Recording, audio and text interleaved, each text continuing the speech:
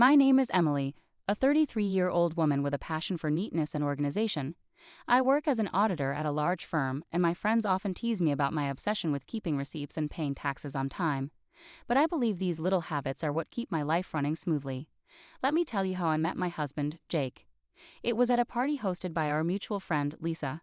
I remember that evening clearly. I was sipping a glass of wine and catching up with some old college friends when Jake walked in.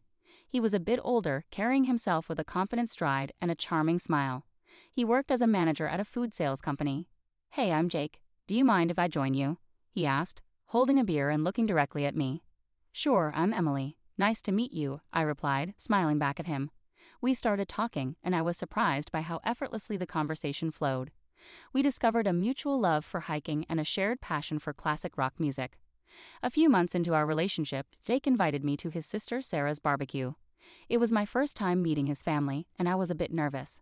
When we arrived, Sarah greeted us warmly, but her 3 kids were a whirlwind of energy, running around and tossing toys everywhere. "Hey Sarah, this is Emily," Jake said, introducing me. "Nice to meet you, Emily. These are my little rascals, Mike, Tom, and Lily," Sarah said, barely holding on to Tom as he wriggled out of her grasp. "Nice to meet you all," I replied, trying to hide my unease.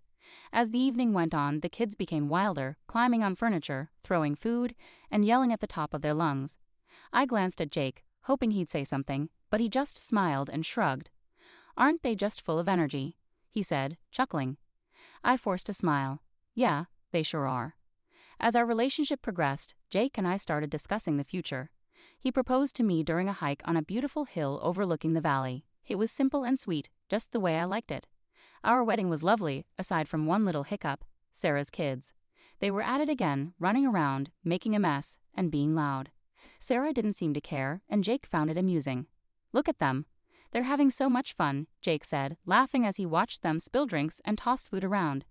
"Yeah, but they're also making a huge mess," I replied, trying to keep my irritation in check. "Oh, come on, Em, they're just kids. Let them enjoy," he said, shrugging it off. I didn't want to spoil our special day by arguing, so I let it go, hoping things would improve once we settled into our new life together. After we got married, Jake and I decided to buy a house together. We had been living in a rented apartment, but we wanted a place to call our own. I was really excited about this new chapter in our lives. One evening after work, Jake and I sat down to discuss our finances and how we'd manage the expenses for our new home. "Emily, we need to figure out how we're going to split the costs," Jake said, leaning back on the couch. "Yeah, I've been thinking about that too," I replied. "I can handle the furniture, appliances, and some art pieces. What about you?" "Well, I was thinking I could buy you a new car. I know your old one is giving you trouble," Jake suggested. I was surprised and delighted. "Really? That would be amazing. My car is practically falling apart." "Yeah, I've seen it struggle. It's time you had something reliable," he said with a smile. We started house hunting right away. After a few weeks of searching, we found a beautiful house that we both loved. It was a bit pricey, but we decided it was worth it. Moving in was hectic, but I was excited about decorating our new home. I spent a lot of time selecting furniture and appliances, ensuring everything was high quality and stylish. One Saturday, Jake surprised me with a new car. It was a sleek, shiny sedan, and I was thrilled. "Jake, this is incredible. Thank you so much," I exclaimed, hugging him tightly. "You're welcome, Emily. You deserve it," he said, looking proud of himself. As we settled into our new home, everything seemed to be going well. We both enjoyed our jobs and loved coming back to our cozy house. But as time passed, little things started to bother me. Jake's laid-back attitude, which I once found charming, began to get on my nerves, especially when it came to household chores. "Jake, can you help me with the dishes tonight?" I asked one evening after dinner. "Em, I had a long day at work. Can't we just leave them for tomorrow?" he replied, giving me pleading eyes. "Jake, we can't keep putting things off. I'm tired too, but we need to keep this place clean," I insisted. "Fine, I'll do it," he said, sighing heavily as he got up from the couch. A few months into our marriage, I started worrying because I couldn't get pregnant. It was really stressing me out. I went to the doctor, and he told me to be patient, that it would happen when the time was right. Still, it was hard not to worry. Meanwhile, Jake's sister Sarah, with her 3 kids, was visiting a lot. Sarah lived in a neighboring state, but you'd think she lived next door with how often she was around. Every time she came over, she'd unload all her problems with her husband on me. It was nonstop. During dinner, while we were trying to relax, she'd be at it, talking about her issues.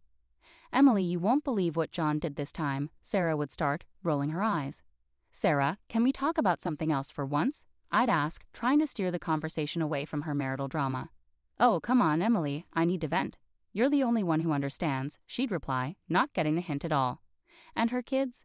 They were a nightmare. As soon as they stepped into our house, it was like a circus. They'd run around, fight with each other, throw food, and just be loud. After a long week at work, all I wanted was some peace and quiet, but that was impossible with those kids around. Guys, can you calm down, please? I'd say, trying to keep my cool as they tore through the living room. Why are you always so uptight, Emily? Sarah would snap at me whenever I tried to get her kids to behave. They're making a mess, Sarah. I just cleaned the house, I'd respond, feeling my patience wearing thin. Well, maybe if you had your own kids, you'd understand, she shot back one day, her words hitting me like a punch in the gut. I was stunned by how insensitive she was, especially knowing how much I was struggling with getting pregnant. It felt like a slap in the face, and I couldn't believe Jake didn't say anything to defend me. Jake, are you going to let her talk to me like that? I asked, my voice shaking with anger and hurt. Emily, calm down. You're making a big deal out of nothing, he said, siding with her again. A big deal out of nothing? She just insulted me in my own home, I shouted, feeling the tears well up. I was so done. I couldn't keep living like this, constantly disrespected in my own home, with my husband always taking his sister's side. It was clear to me that something had to change, and soon. One Saturday, Sarah showed up with her 3 kids. She dumped them on me and said, Emily, I need a break from parenting. I'm going shopping. I couldn't help but chuckle when she said, parenting. The woman barely knew what that meant. Every time she's here, it's like a zoo. Fine, Sarah, but you better be quick, I said, already feeling the stress coming on. Thanks, Emily, you were a lifesaver, she chirped, grabbing her purse and bolting out the door before I could say anything else. Great, I thought, just what I needed. I was in the kitchen, trying to cook dinner. It's a long process and I like things done right, but with those kids running wild, it was impossible to focus. They were yelling, running around, and making a mess. Guys, can you keep it down? I shouted from the kitchen, hoping they'd listen for once. Of course, they didn't. Suddenly, I heard a loud crash. My heart sank. I ran into the living room, and there it was, my grandfather's antique Chinese vase, shattered on the floor. My chest tightened with anger and frustration. What the hell happened here? I screamed, looking at the kids who were now standing still with guilty expressions. We were just playing, one of them mumbled, not meeting my eyes. This vase is priceless. It's from my grandfather. Do you have any idea what you've done? I was livid, shaking with anger. Just then, Jake walked in, looking calm and clueless. What's going on? Emily, your nephews just broke my grandfather's vase. Look at this mess. I pointed at the shattered pieces on the floor. Calm down, Emily. It's just a vase. We can get it fixed, he said, shrugging like it was no big deal. Just a vase? This isn't about the vase, Jake. It's about respect. I'm tired of this. Every time Sarah comes over, our house turns into a disaster zone, and you don't care, I shouted, my voice cracking with frustration. Just then, Sarah walked in, bags in hand, looking annoyed. What's all this yelling about? Your kids broke my grandfather's vase, Sarah. Look at this mess. I pointed at the floor, trying to hold back my tears. Well, maybe you should have kept a better eye on them, Emily, she said, not even bothering to apologize. Are you kidding me? They're your kids, Sarah. I shouldn't have to watch them. I was furious, my hands shaking with anger. Jake just shook his head, looking annoyed. You're overreacting, Emily. Just drop it. Overreacting? I've had enough of this. I'm tired of being treated like I don't matter in my own home, I screamed, the tears finally spilling over. Jake just stood there, silent and cold, while Sarah smirked like she had won some sort of victory. I couldn't take it anymore. I stormed out of the room, feeling a mix of anger, hurt, and betrayal. We'd been dealing with Sarah and her kids' chaotic visits for months, but I had no idea what was coming next. One morning, Jake was sitting at the kitchen table, munching on his toast when he casually dropped a bombshell on me. Emily, I need to tell you something. Sarah's getting divorced, and she's moving in with us with the kids for a few months. He said like he was just telling me the weather. I almost dropped my coffee. What? Are you serious? Our house is already a madhouse when they visit for a day. How are we supposed to handle them living here for months? She's my sister, Emily. She needs our help. You need to be more understanding, he said, looking at me like I was the one being unreasonable. Understanding? I've been more than understanding, Jake, but this is too much. Why can't we rent a place for her nearby? I'll even pay for the first month's rent, I suggested, trying to keep my cool. No, she'll be better off here. Plus, you can help with the kids and keep things clean, he said like it was the most obvious thing in the world. I'm not a babysitter, Jake. I work too and I need to relax when I get home, I said, my frustration boiling over. Stop being so selfish, Emily. It's family. They need us, he said, his tone getting sharper. I'm not being selfish, Jake. I'm just asking for a reasonable solution. I'm not going to let my life be turned upside down, I said, feeling my anger bubbling up. Well, they're coming tomorrow evening, so you better get used to the idea, he said, standing up and heading out of the kitchen. I couldn't believe it. I felt completely blindsided and betrayed. The next morning, I woke up early, still fuming from our argument. I got dressed for work and went to grab my car keys, but they were nowhere to be found. When I called Jake, he picked up the phone, sounding way too calm for my liking. I took the car. It's mine, remember? I'm giving it to Sarah so she can use it for the kids. I was stunned into silence for a moment. You're giving my car to Sarah? Are you serious right now? It's not your car, Emily. I paid for it, and she needs it more than you do, he said, his tone matter of fact. That's the last straw, Jake. You've taken everything from me, and I'm done, I said, my voice shaking with anger. What are you talking about? Don't be dramatic, Emily, he said, clearly not getting it. I stood there in the hallway, holding my phone, unable to believe what was happening. It felt like a nightmare I couldn't wake up from. How had things gotten so bad? I picked up the phone and called a moving company. Hi, I need a team to move some furniture and appliances today. It's urgent. The movers arrived a couple of hours later. I showed them around the house, pointing out the items to be moved. Take everything. The beds, sofas, chandeliers, even the faucets in the bathroom. The movers got to work, and soon the house started to look empty. I felt a strange sense of relief watching them carry out each piece of furniture. As the last item was loaded onto the truck, I directed them to my mom's house. Everything goes there. Thanks for the quick work, guys, I said, handing them a tip. With the house now bare, I grabbed my essentials and headed to my mom's place. A few hours later, my phone started buzzing. It was Jake calling repeatedly. I ignored the calls, feeling a mixture of anxiety and empowerment. That evening, there was a loud knock on my mom's door. I opened it to find Jake standing there, looking furious. What the hell, Emily? What did you do? He shouted as he stormed into the living room. I took my stuff, Jake. You took the car, so I took what I bought, I said, keeping my voice calm. This is insane. You stripped the house bare. Where are Sarah and the kids supposed to sleep? He yelled, his face red with anger. That's your problem, Jake. You made this mess, now you deal with it, I replied, crossing my arms. You're a thief, Emily. You stole everything. He shouted, waving his arms around. I didn't steal anything. Here are the receipts, I said, pulling out a folder and showing him the proof of purchase for all the furniture and appliances. He looked through the receipts, his anger shifting to frustration. Fine, Emily, if this is how you want to play it. I'll file for divorce, Jake said. I took a deep breath and handed him a stack of papers. Already done. Here are the divorce papers. Sign them, and we're done. He stared at the papers, his face pale. You're really serious about this, aren't you?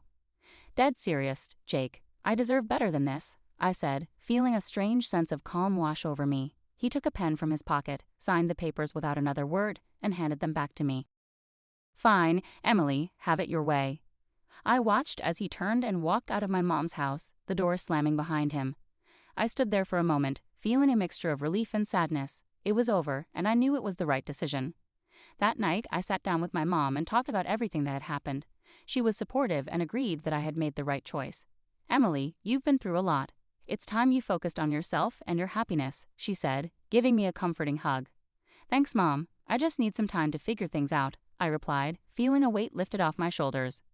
Over the next few days, I started to settle into a new routine. I began organizing my new space at my mom's house and planning my next steps. It was a fresh start, and for the first time in a long time, I felt hopeful about the future. I knew the road ahead wouldn't be easy, but I was ready to face it head-on. I had reclaimed my life, and there was no turning back. After divorcing Jake, we sold our house and split the money. I decided it was time to really set up my new place. My mom's house was great for a bit, but I needed my own space. One afternoon, I was sitting in the kitchen with my mom, scrolling through listings on my laptop. Mom, I think I found a place that looks perfect. It's a small apartment downtown, close to work, I said, showing her the pictures. She looked over my shoulder and smiled. That looks nice, Emily. Have you called the realtor yet? Not yet, but I'm going to do that right now, I said, feeling a bit excited. I dialed the number and waited for the realtor to pick up.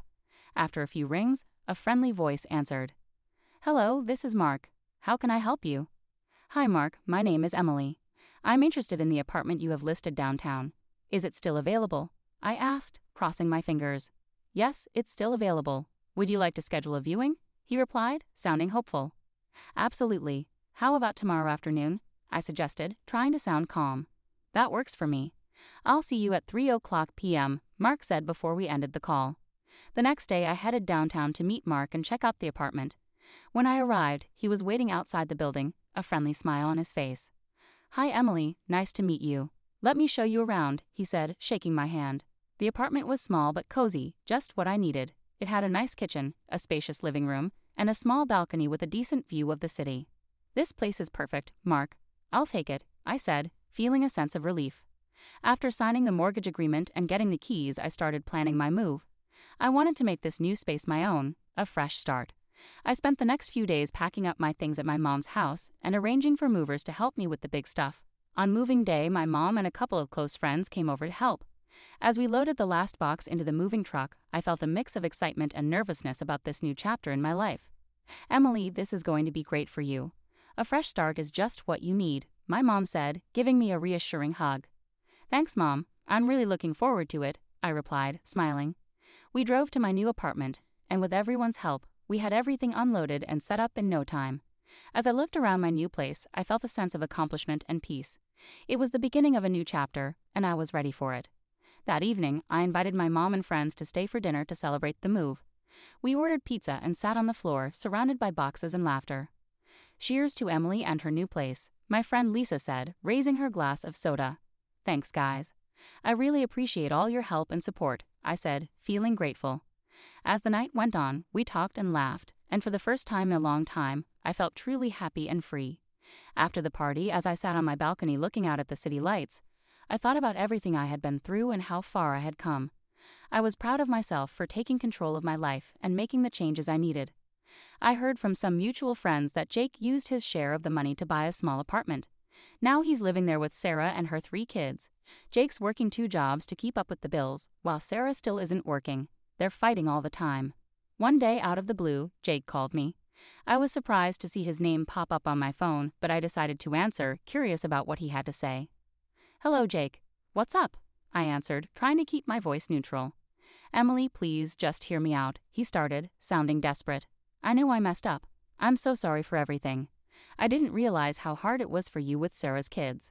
I couldn't help but laugh a little. Really, Jake? You're realizing this now, after all this time? Yeah, I know it's late, but I'm serious. I've been thinking a lot, and I miss you. I miss us. Can we start over? I'm ready to move into your apartment and make things right, he said, his voice almost pleading. I chuckled, shaking my head in disbelief. Jake, you've got to be kidding me. You think you can just waltz back into my life like nothing happened?